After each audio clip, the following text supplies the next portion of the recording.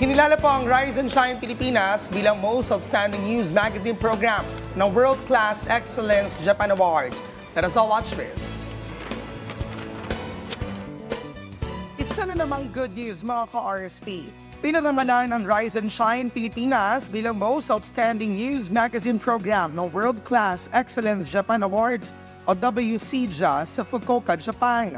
Ang pagkilala na ito ay dahil sa patuloy na pagsusumikap ng programa na makapagbigay ng tama at napapanahong balita at impormasyon sa bawat Pilipino, hindi lang dito sa Pilipinas kundi maging sa iba't ibang panig ng mundo.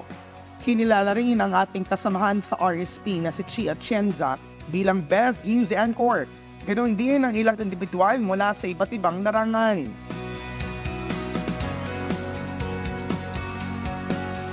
Ang kategory po namin ay may public servant, philanthropist kami, at saka entrepreneur, beauty queen, media. Kasi kami, we make charitable activities, no? So, gumagawa lang kami ng tumulong sa kapwa. And then, pag may ganitong recognition, nakaka-touch lang. Kasi we are not expecting anything. This is really an amazing award. And I'm so thankful to God and to Emma. And I support her advocacy with her heart to help people in the Philippines.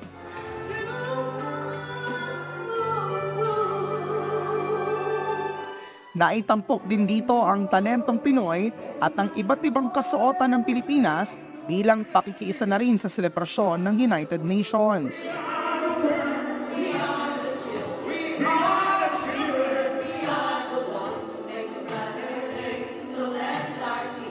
I've always loved Filipino songs, and I've always found that Filipino singers are the best, actually. They're really fantastic.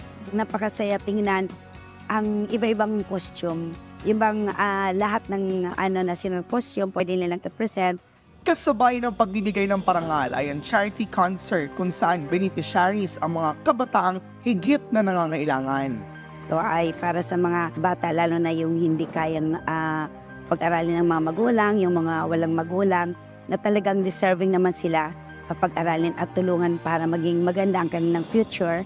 Taos pusong pasasalamat din kasi nakatulong tayo sa mga bata na nangailangan ng kalinga.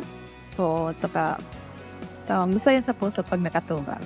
Ang Rise and Shine Pilipinas ay taos pusong nagpapasalamat sa WCJA sa parangal na ito. Sana ay magpatuloy pa ang inyong advokasya para sa ating kapwa Pilipino.